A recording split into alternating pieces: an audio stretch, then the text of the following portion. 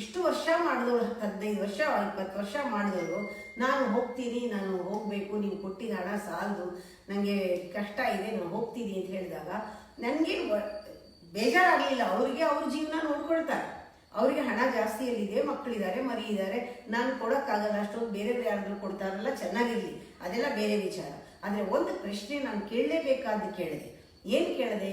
ನೀವು ಇಲ್ಲಿ ಪ್ರಾರಂಭದಿಂದ ಈ ಒಂದು ವಿಗ್ರಹಕ್ಕೆ ಪೂಜೆ ಮಾಡ್ತಾ ಇದ್ದೀರಾ, ಅದಕ್ಕೆ ಎಷ್ಟೊಂದು ಮಾಡಿದ್ದೀರಾ, ನೀವು ತೊಳೆದಿದ್ದೀರಾ, ದೇವಸ್ಥಾನ ಮಾಡಿದ್ದೀರಾ, ಅಲಂಕಾರ ಮಾಡಿದ್ದೀರಾ, ಮಂಗಳಾರತಿ ಮಾಡಿದ್ದೀರಾ, ಅಭಿಷೇಕ ಮಾಡಿದ್ದೀರಾ ಮಾಡಿದ್ದೀರಾ ಮಾಡಿದ್ದೀರಾ ಮಾಡಿದ್ದೀರಾ ಮಾಡಿದ್ದೀರಾ ಗಂಟೆ ಹೊಡೆದಾಗಿಂದ ಹಿಡಿದು ದೇವಸ್ಥಾನ ಬಾಗಿಲು ಹಾಕೋವರೆಗೂ ಮಾಡಿ ಮಾಡಿ ಮಾಡಿ ಮಾಡಿ ಮಾಡಿ ಮಾಡಿ ಮಾಡಿ ಮಾಡಿ ಮಾಡಿ ಮಾಡಿದ್ದೀರಾ.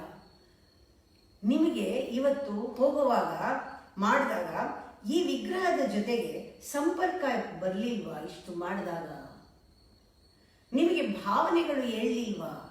ಇದರ ಜೊತೆಗೆ ಕನೆಕ್ಷನ್ ಆಗಲಿಲ್ವಾ? ನಿಮಗೆ ಎಫಿನಿಟಿ ಬಿಟ್ಟು ಹೋಗ್ತಾ ಇದ್ದೀನಲ್ಲ ಅನ್ನೋ ಭಾವ, ಕನೆಕ್ಷನ್, ಆತ್ಮ ಜೋಡಿಸಿಲ್ವಾ?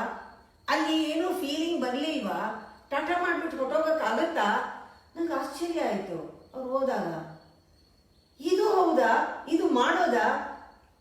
ಈ ಥರ ಮಾಡಿದಾಗ ಬಂಧನ ಆಗಲ್ವಾ? ಇದು ಪೂಜೆನಾ? ಇದು ಸಂಬಂಧ